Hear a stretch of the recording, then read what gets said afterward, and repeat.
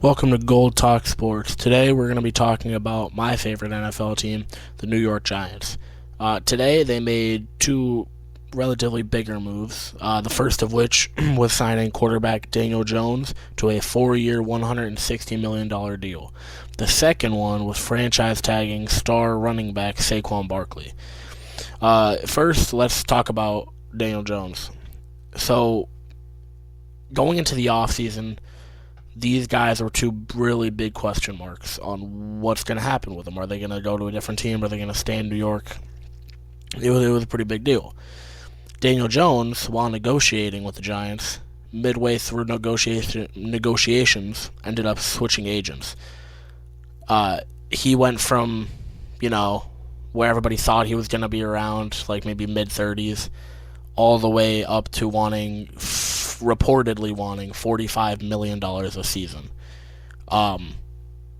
I personally feel like that's a little bit too much. He ended up getting $40 million a season. I think that's too much. I personally would rather give him around 32, 33. I understand he probably wouldn't have signed for that, but I think that that's where he's valued at, around 32, 33 million a season. I think he's a good quarterback. I think that every single year I've watched him, he has improved, but I just don't think he's there yet for that $40 million a season.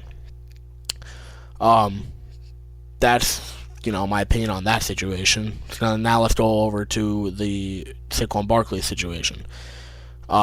We ended up deciding to franchise tag Barkley. Now,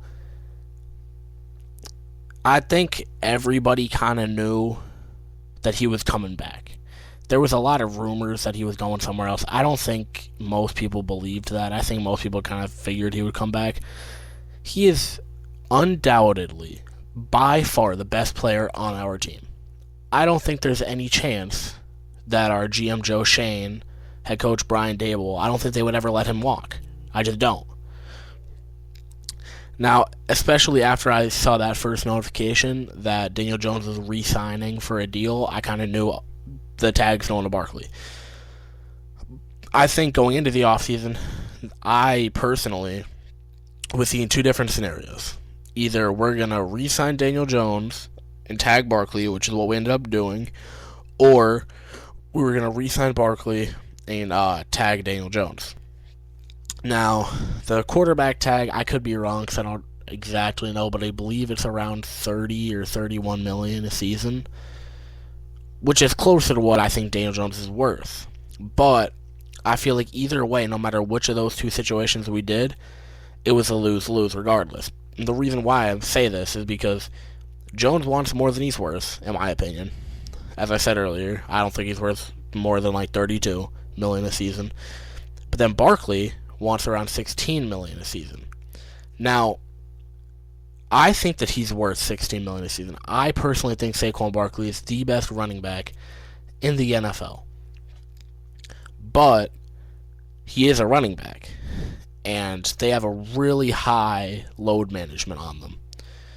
Dable did a good job last season of bringing in running backs like Matt Breida and Gary Brightwell into the game, rotating them to try and ease up on the management on his running backs so they don't take too much of a beating.